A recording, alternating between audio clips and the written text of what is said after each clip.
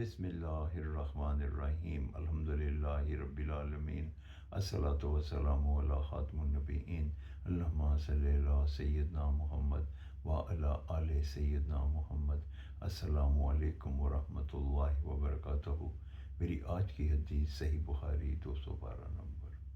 رسول اللہ صلی اللہ علیہ وآلہ وسلم نے ارشاد فرمایا کہ تم میں سے کوئی نماز پڑھنے لگے اور اسے اونگ آ جائے تو اسے چاہیے کہ وہ سو لے یہاں تک کہ نیند کا اثر ضائع ہو جائے۔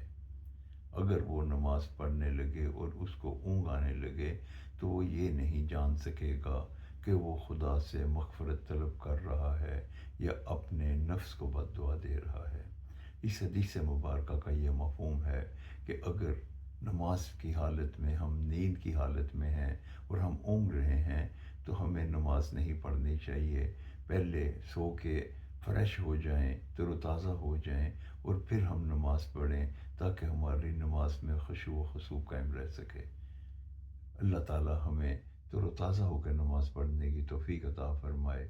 آمین یا رب العالمین۔ السلام علیکم ورحمۃ اللہ وبرکاتہ۔